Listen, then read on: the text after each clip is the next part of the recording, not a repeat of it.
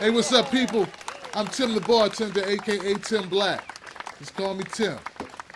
Welcome to the Bars 2 podcast. This is episode number 16. 16. Oh, we've been doing the thing for a while, and we will continue to keep it moving. This week's podcast is going to have some interesting topics. Very interesting topics. But I want to preface. Let me start off. I want to start off today's podcast by addressing the guy who told me, he said, Tim, you as a black man have no reason to be commenting on the North Korea issue. You shouldn't be talking about that movie, The Interview. What black person would? Who gives a shit? To him, I say, you got a point.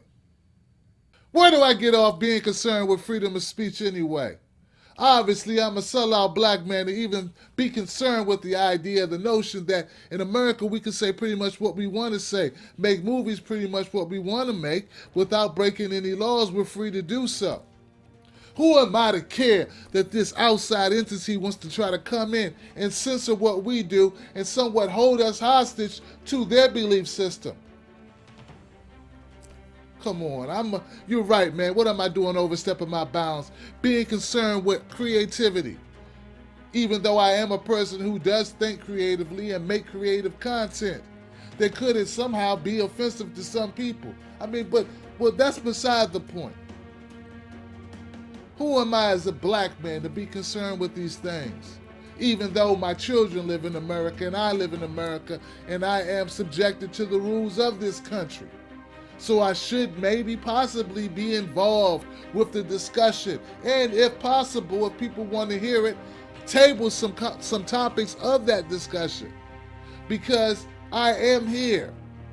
And my opinion does matter. And your opinion does matter too, sir. That's if you had one. If it didn't only include bashing another black man for having a voice.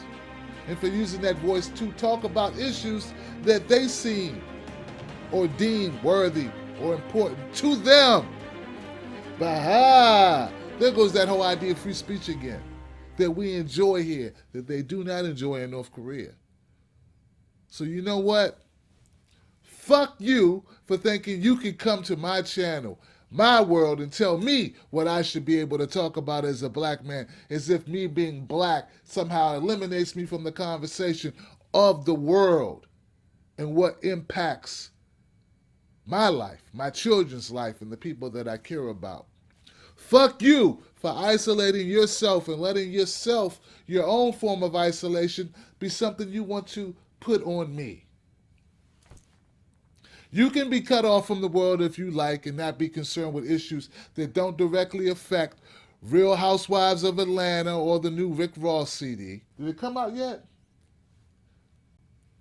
But see, that's freedom of choice and freedom of speech. And that's what makes America not the most perfect place in the world ever to exist, but a lot better than a lot of other places. But hey, that's just my opinion, and I have a right to it. It's the Tim the Bartender Show, where the drinks are served cold, and sometimes so is the truth. Always real and always Tim the Bartender. Cheers!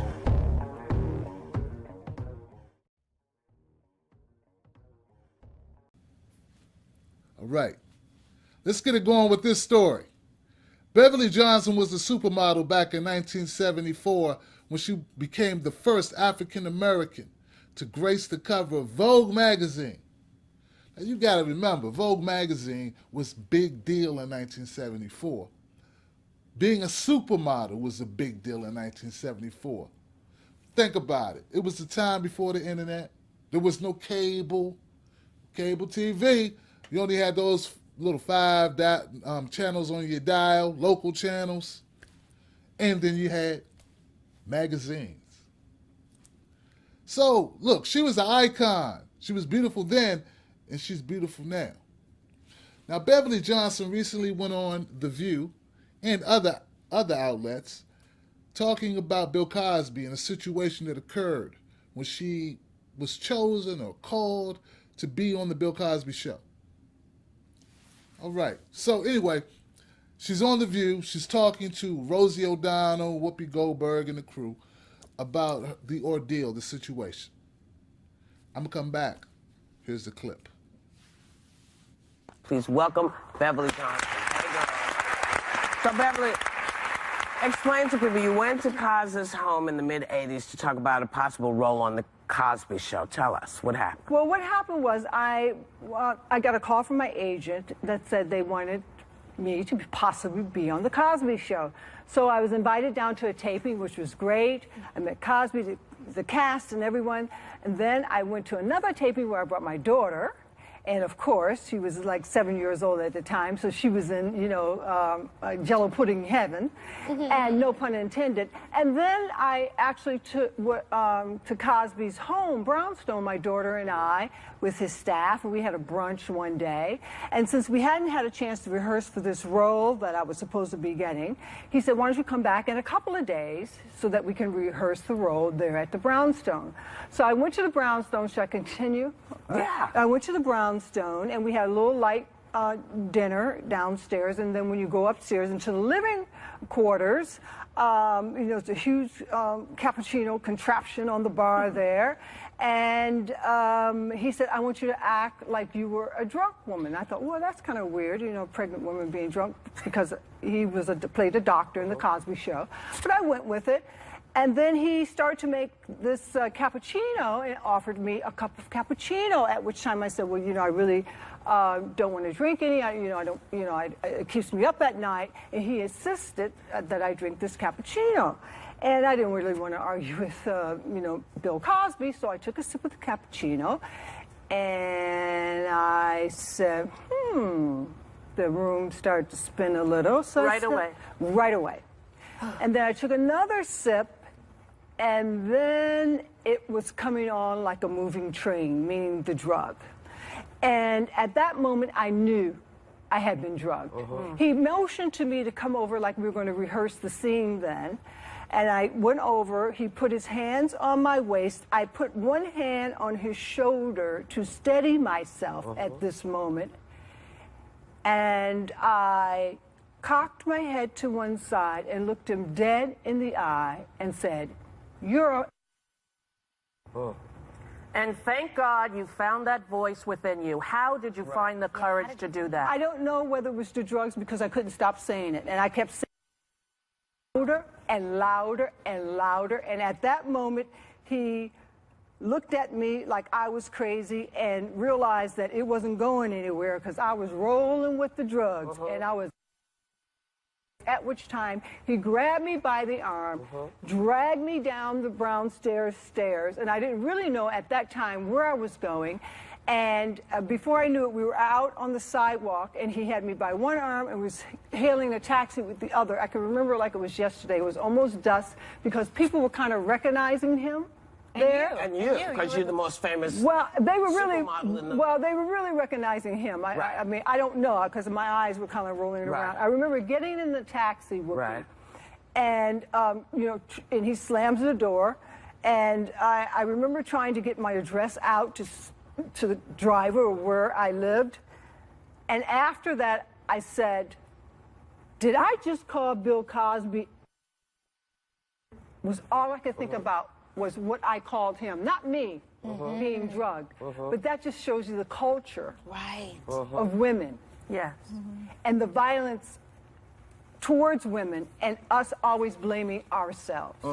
Now, Beverly, one of the reasons that you decided to come out was what?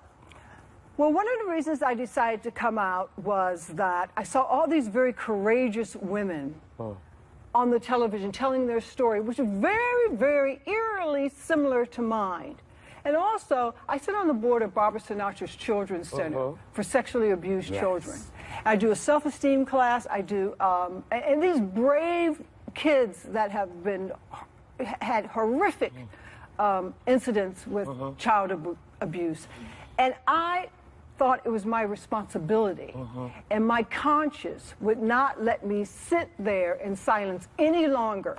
And you know what else I realized? that I kept saying to myself, now why are you afraid? I know why you were afraid then, you know, the big Bill Cosby and what that would do to you in your career. Just came out of a horrible marriage with a powerful man, and I know how that went. It wasn't good. But I said to myself, I have to, the reason why I was so fearful at this moment was because of what other people's opinion of me would be. And I realized, I don't care about what other people's opinions are. I care about doing the right thing.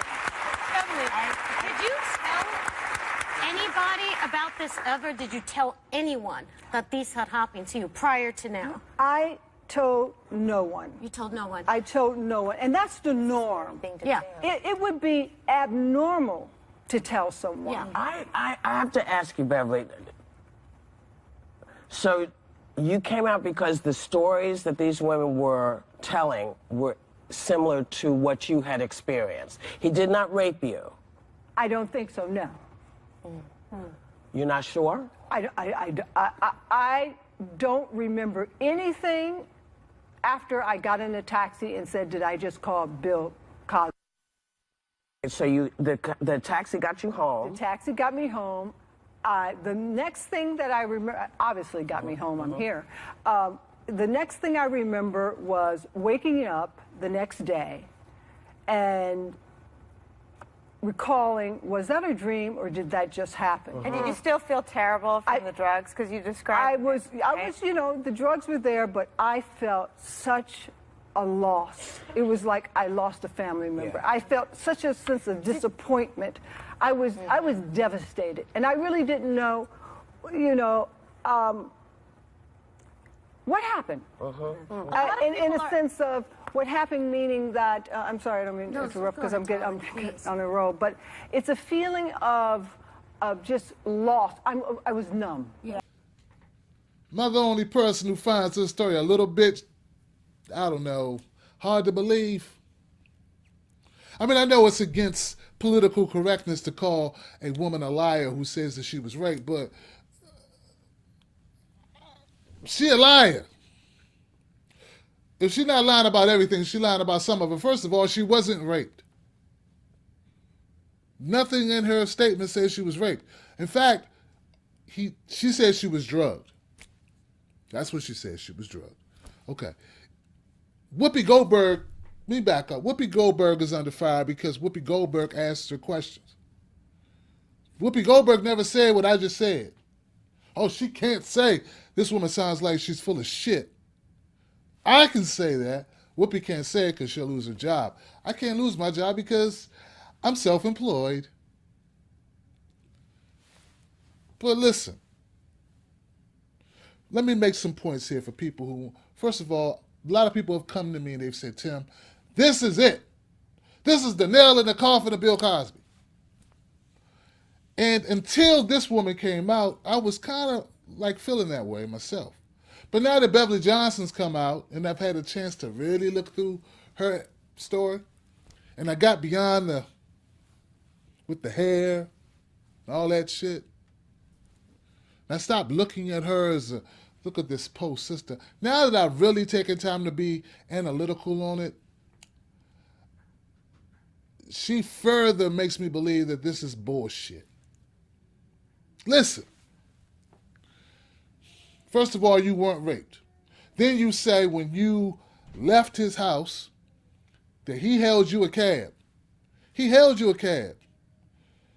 A man drugs you twice in the same city. You have the wherewithal to know that you're drugged.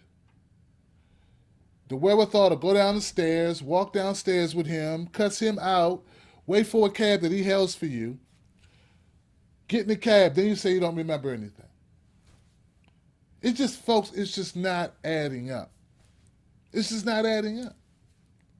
A drug person probably wouldn't remember anything. That's the whole purpose of the drug, unless you're saying the drug didn't work for you. But you knew you were drugged, but you didn't know you were drugged. I don't get it at all. And later, Whoopi Goldberg asked her, she said, well, did you go to the hospital to find out what was the substance that he gave you? That had to be scary. She's like, no. I was just wanting to get home. But I just said you were drunk. You said you don't remember anything after getting in the cab. When you woke up, you didn't want to go to the doctor? No. Folks, it just doesn't make sense. It doesn't make sense. And look, Bill Cosby, he doesn't owe me money. And I'm not expecting a payment from him. I'm not. At least, let's just say this. For people out there who are just staunchly got to believe that the number of people coming out saying something about you, and I've said it too, I was like, jokingly, like, 10 people saying something about me, you would probably believe it, but, doesn't mean they're telling the truth. And when you're famous, there is a reason. There is a reason to lie about a person. There is.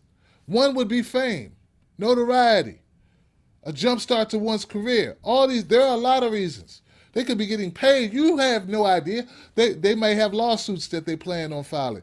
Who knows? Who knows? You need evidence. No one's mind should be made up on this because none of us were there. There is no evidence that he did it. Therefore, we can't convict him of anything. We shouldn't be boycotting his shows. We shouldn't be throwing him under the bus because there is no evidence that he did this. There are allegations. There is no evidence.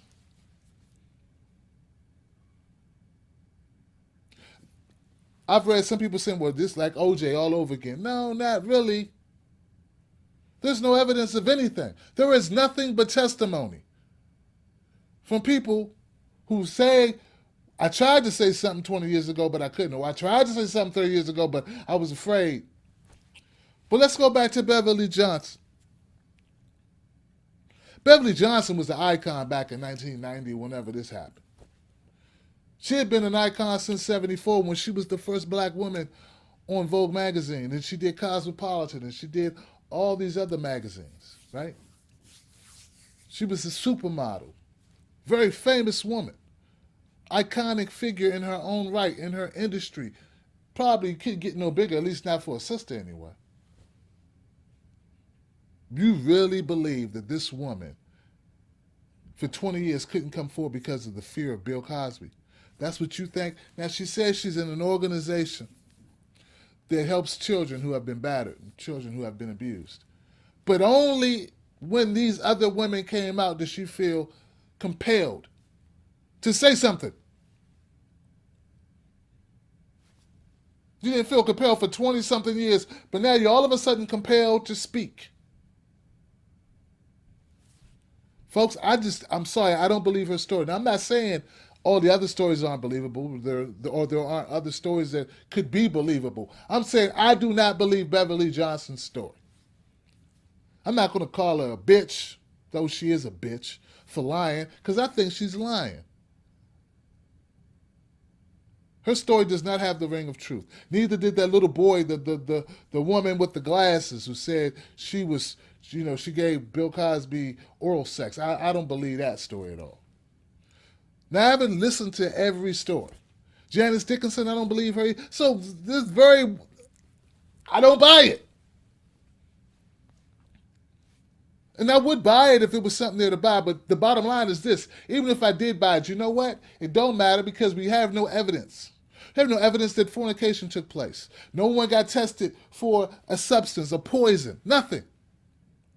Why would no one go to the doctor after getting poison? You know what? If someone put some chemical in my drink and I consumed it, even if I didn't press charges, I didn't know what that chemical was, I probably would want to know what that was. Why is that not a question no one's asking me? You know what? I got these assholes sending me messages and texts and all this stuff, telling me how I should be on the side of the women and I should be believing them. I'm on the side of the women if there was evidence, but I can't be on their side just because they're women. And I can't be on their side just because there's sheer numbers. There's no evidence that this took place, that these incidents took place. Nothing. You're telling me people were drugged, that people were raped. There's no bruises, no pictures of bruises. First of all, okay, it wasn't a violent rape. Okay. Drug rape. There's no medical evidence of being drugged. No one had a chemical reaction to this stuff, an adverse reaction. Nobody. 20-something people and nobody's body chemistry, didn't work well with this drug to the point where they need to go to the doctor. Or no one was afraid enough that they want to go to the doctor. And no one caught an STD from this guy who's having all this sex with all these women. Nothing. I mean, nothing. Zero evidence. You want me to believe that Bill Cosby is the world's most notorious rapist and did so without leaving a single solitary clue?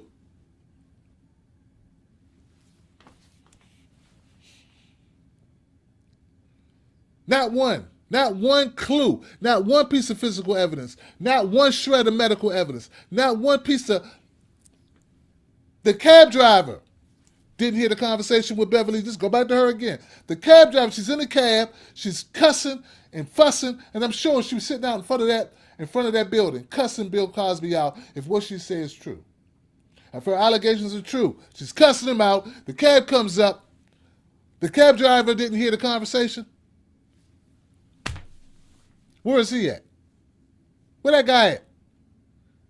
Where's the friends at? Where are the people that can also come out and say, you know what? Beverly called me that night. She was shaking up and she told me the story. How are you going to tell me you kept this a secret? Why would you keep it a secret for 30 years? Okay, you say I didn't go to the cops. Did you go to friends, relatives, priest, rabbi? Your bartender? Come on, man. And why is it so easy for you to accept or to buy into a story that involves this man? Why is it so easy for you to buy into it? Don't you realize somebody can say you did something and show no evidence of you doing it and people just believe it and your ass lose your fucking life? You lose everything that you worked hard for? That the same thing could happen to you if we were to just say, okay, you know what? She sounds like she means what she's saying, so let's just go ahead and convict him anyway. What if it was you? See, I put myself in the shoes of Bill Cosby. I want to put myself in the shoes of the women. And I said, when I put myself in the shoes of the women, and I say, if I was raped, I damn sure would know about it. And if they used a drug, I would damn sure go to the doctor. And and you say, well, you're a man, you don't understand. Okay. I'm a man, I don't understand violation. I'm a man, I don't understand someone lying to me, deceiving me, someone trying to manipulate me. I can't understand those concepts. I think I can understand them. I think those are human concepts, human emotions that you go through in a situation where someone has betrayed your trust. Where's the acting out? Where's the people coming forward years ago, demanding money with letters and him writing back saying, here goes your hush money, bitch. Where's that at? Where is that? Where's that recorded conversation where you cussing him out and he don't know you recording, it's late and he had a couple drinks and you get him to admit it on the phone? We got that with that Collins guy, the guy from Seventh Heaven, and they ain't prosecuting his ass. He actually did admit to it. See, people do admit to shit. Bill Cosby, I have a problem with this story. I have a problem with these allegations. Beverly Johnson, once again, I do not believe that woman. I think that woman is full of shit. And I don't think this is the first time. I think the first husband she had, she married him for convenience because he was rich. She married him for money, which she admits to. Second husband, similar situation. She married him because she wanted to get a record done. He was a producer or something like that. Chris Noth, who she dated. Chris Noth, you know, the guy from Sex and the City, he's been in other stuff, but that's what I remember him most from, even though, you know, it was a very popular show. I saw him in that. A year after they broke up, she said that he beat her up when they were together. So when they were together, she said nothing. They break up, had a bitter breakup. A year later, after they break up, he's moving on with his life. She hits him with allegations that he beat her. She started spreading that rumor. This is the woman you want me to so believe, whose story doesn't even add up to me. Not at all. I gotta, I have a problem with people thinking I should just run and jump on the bandwagon of people convicting Bill Cosby, all because they see this sister up here, or this black woman. Now, because she's black, I'm supposed to buy it. I didn't buy it when Dickinson was talking it. I'm not buying it now. I was close. But like I say, once again, Beverly Johnson just shot all credibility for me, for her anyway.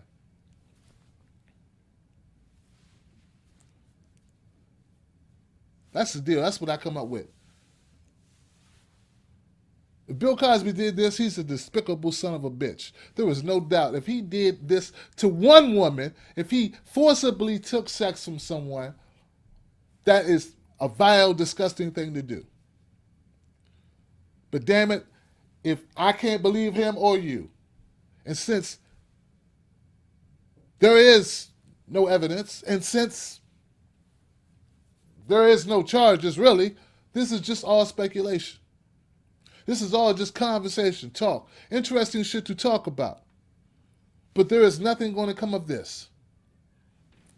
Because you have no facts. You have nothing to give me that would make me say that man did that thing. So since that's the case, what else can I do? I can't form an opinion. And since I can't form an opinion based on evidence, based on facts, based on something you can provide, out of 20 women, I have no facts other than stories sound the same. Stories that were said after someone else made a story. I don't know. I'm sorry, that's not enough. You can call me a bigot, you can call me a misogynist, whatever the hell you want to call me to make yourself feel better. For me saying, you know what, if that's what you want to call me, fuck it. That's on you. That's your opinion. But you don't have any facts on that. You don't have any evidence of that either. You just have your opinion. And that's fine, have your opinion. I have my opinion. I do Tim's Take daily, making videos with my opinion. I give you facts to give you opinion. The fact is, Beverly Johnson went on The View. The fact is, she made some allegations about Bill Cosby. The fact is, Whoopi Goldberg asked her a couple questions, weren't even that hard. Sensible questions for somebody who's not in the tank for Beverly Johnson, who might ask if they wanted to be a little bit, at least feign to be diplomatic about the situation. Opinion is, she's full of shit. That's my opinion. And I'm sticking to it. I'm Tim Black. Stay tuned for the next segment of the show. Should be ashamed of yourself, Beverly Johnson. I think this is a money grab. I think this is an attention grab for you once again. Fact, you've done that before. All right, everybody, let's keep it moving. All right, everybody. On, everybody. What's happening, everybody? What's going on, everybody? Shout out to everybody who supports me on Patreon. All my Patreon people, man, I love y'all. I appreciate you. Guys, if you're interested in donating to my show, please visit Tim's Take Live, patreon.com, Tim's Take Live. Shout out to some YouTubers that have really making me think, man, and giving me some great stuff and entertaining stuff. Dr. Boyce Watkins. Go subscribe to Dr. Boyce Watkins if you want some intelligent discussions on black-related issues. If you want to open your mind to that, listen to it from him. The doctor knows his stuff, and he's very reasonable in his, I would say, assessments of these issues. So Dr. Boyce Watkins, that's what's up. The 5150 Show, starring comedian Corey Holcomb, man, hilarious. Funny stuff. A very funny guy, man. Another guy, Kyle Kauzinski, on Secular Talk. I like Kyle. Kyle's doing some stuff. You should check him out, man. All right? Now, here goes the portion of the show where I tell you some ways to get back to the show. I already told you about Patreon. Now, Patreon, it's a donation thing you can do as little as $1 to $1 million. Whatever you want to give to my show. You can do it one time or you can do a monthly thing. It's up to you. I have T-shirts at TTL Media. So you can go here to my associated site and check out a T-shirt.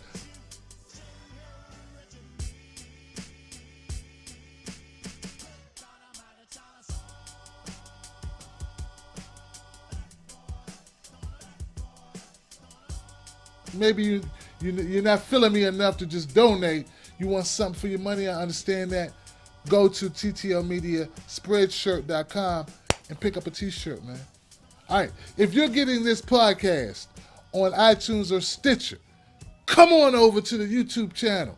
Type in IamTimBlack.com or come to YouTube and put in Tim's Take Live, and you can go to episode 16 of the Barstool podcast. So you can get some pictures, you can get the video, my voice, and me, and pictures and stuff as I do it, man. I try to be creative. I got another story I'm going to do for you, man. It's an important story. All right.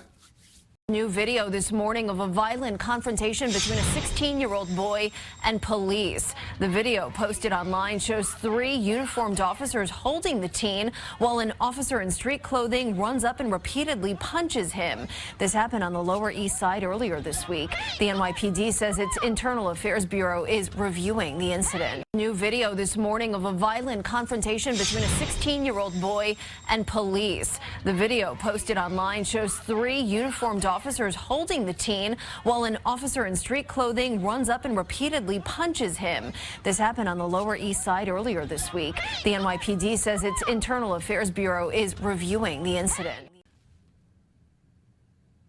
I don't think that the NYPD gets it, man. You know, fuck it.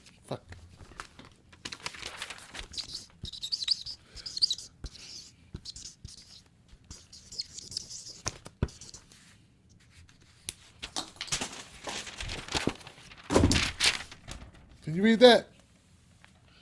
Can you read that? Is that readable for you? You fuckheads. Can you read that?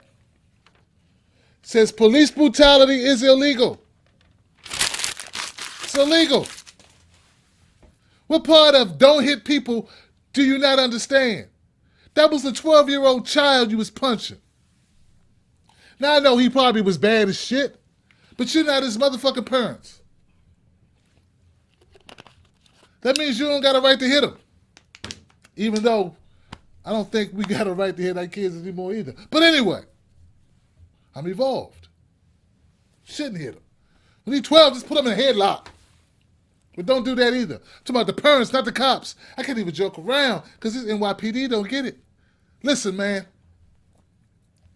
I don't want to hear a bunch of fucking police apologists coming to my video telling me how, well, we don't know what happened before. We know whatever was happening before doesn't give them the right to retaliate physically. That's what pressing charges is for. If you beat the kid's ass while he's cuffed and being held by 3 people, now there's charges we need to administer to you.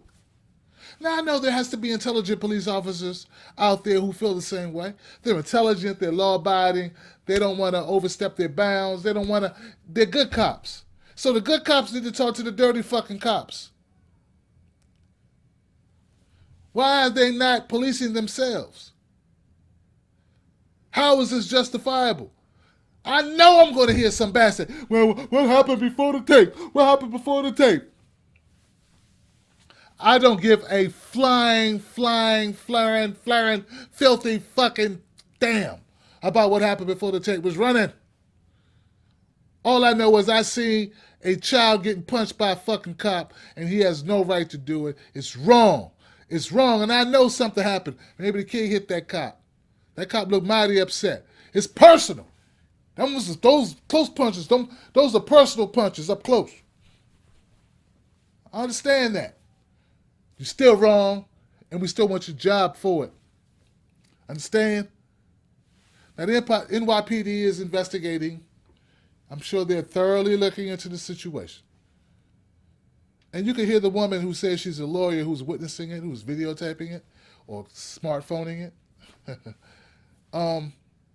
You can hear her say, I can't believe they're doing this shit. I can't believe this man is doing this.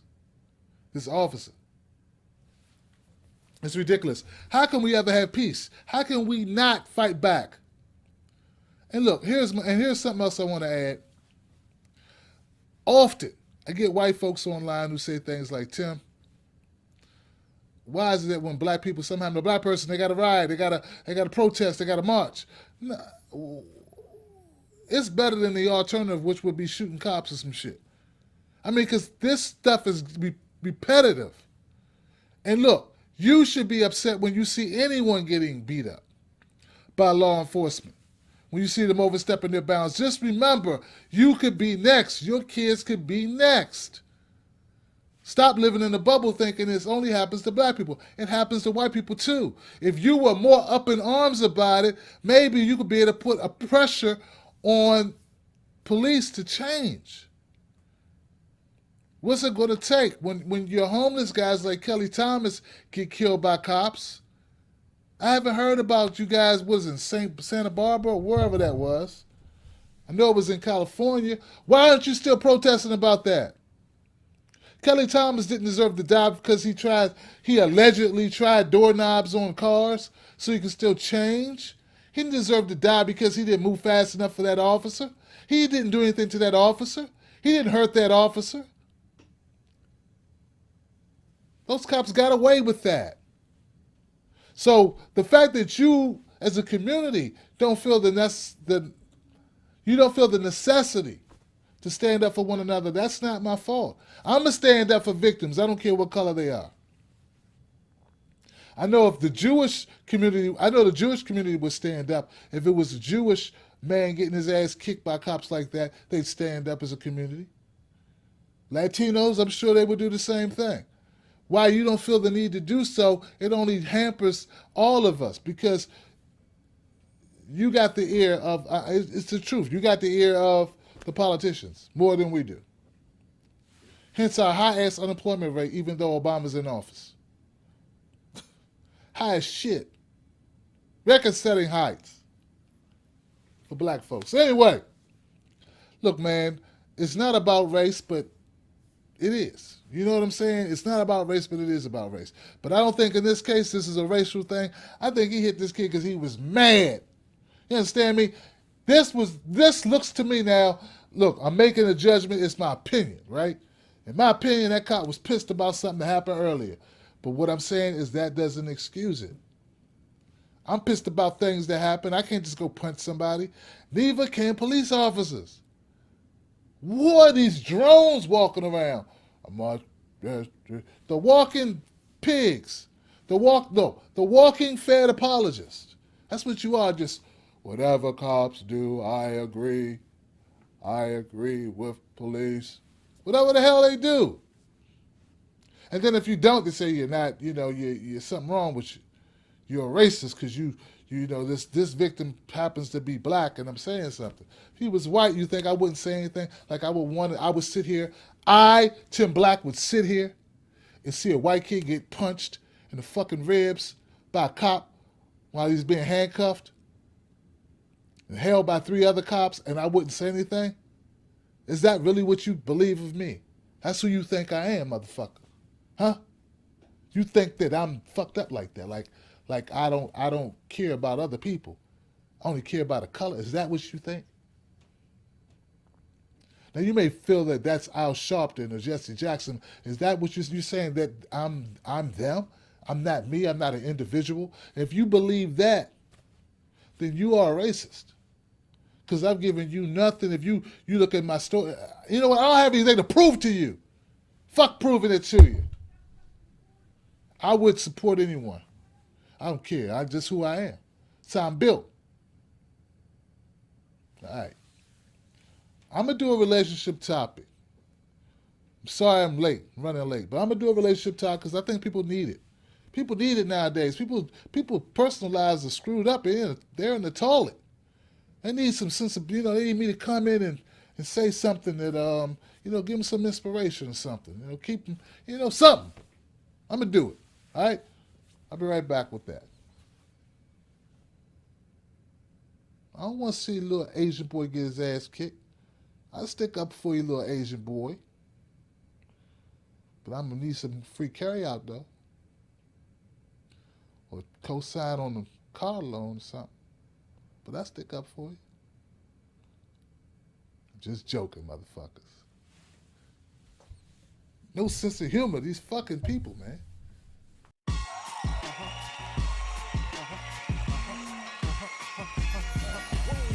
Check it out, guys. You made it to the relationship portion of the show. This is where I give you some advice, real advice. No cut cards, no lying, no BS, no trying to make people feel better. Just truth. A shot of truth from your man, Tim the Bartender. Just like every week, let me remind you, go to Amazon.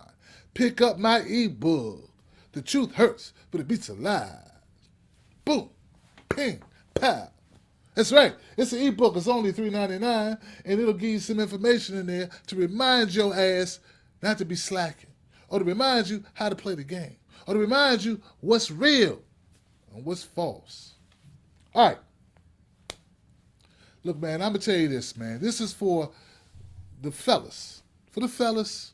But ladies, you can laugh, though. You're going to laugh at this, probably. One of the hardest hurdles men go up against when it comes to meeting women is actually talking to them. You got to talk, man. You got to have enough heart to actually start a conversation. And a lot of guys go about it the wrong way. Check it out, man. The worst thing you could possibly do is do nothing. Okay? So that's the worst thing. So on a scale of 1 to 10, not doing anything is a -6. You're not even on the scale if you're not in the game. You're not in the game if you don't talk. When I say game, I don't mean running game. I mean the game of meeting someone. Because it is a numbers game. So it's all about the numbers. All right? So I'm not talking about running game or playing a game. What I mean is, if you're not talking to a woman, you're never going to get anywhere with the woman, because most women are not just going to walk up and talk to your ass. I don't care you know what? I don't care how nice your clothes are. I don't care what rides you pushing. It may help you, but you know what? It's not, typically, it's not going to have a woman talking to you. Now, women do talk to guys. There are women who will start a conversation. There are women who will pay you a compliment. You know, but that you can't rely on that, because that's not going to be that often. Many women are very subtle. So, in order for you to make moves, dude, you got to open your mouth. All right? Start doing that. Now, I'm good with women. You know, I'm not Don Juan Casanova dude, but I'm good with women for one reason. I don't give a fuck. That's it. The end. I'm serious. I can get up and walk away on that. I don't give a fuck. I don't give a fuck if I come across as being the most intelligent person, or if I come across as being the funniest person alive. I don't care about any of that. I don't try to think of the best line humanly possible. It's too much pressure. And a woman can sense that you're trying hard. You don't want to be a try hard. You want to be a die hard, not a try hard. So, what I do is I just say whatever I want to say. I don't care. I live in the moment with the woman. Women love men who live in the moment. Women don't want to feel like you're reading a script. That's like the worst thing, right? That's almost worse than not talking, really. Now, I'm going to give it something, because she may take pity on your ass. At least you started a conversation. So now, it's on a scale of 1 to 10, the guy who's overthinking it, using a line, or overthinking it, or trying to be perfect, he gets a 1. He gets a 1. Look, man, it's not so much what you say, it's how you say it. Right? Because you can say good morning lots of ways. Good morning is very boring, right? But it's something. And you know what? You can't get it wrong. Now, if you're saying it at night, that's probably stupid. That's pretty dumb. But if I'm saying it, you're saying it in the morning. So don't be an asshole. But good morning could be, hey, good morning. Sis in the eyes. Good morning. Could be, good morning. Good morning. Could be, casual, like, good morning. Or good morning. Or good morning. Or good morning. You see, because the good morning works lots of ways. Good morning. Or you can do the shot. I just want to say good morning. I want to know what you be. I can say good morning to you sometime. I just say good morning. And maybe I could just say good morning. Sometime I'd be with Kenny. I'd be with Ernie. Be with Kenny and Ernie and then Charles and Chuck. I'd be like, good morning. I'm Shaq. Shaq D, just want to let you know it's a good morning, because you here. As long as you be here, it'll be a good morning. It doesn't matter what you say. That's the point. It's all about how you say it. Now, all that other shit I just did just there, that's all about not caring. And a woman's like, wow, this guy's loose. He's relaxed. She's comfortable because you're comfortable. You don't come off creepy. See, whatever you can do to avoid creepy. Universally, all women hate creepy. The guy who doesn't talk, who just keeps looking,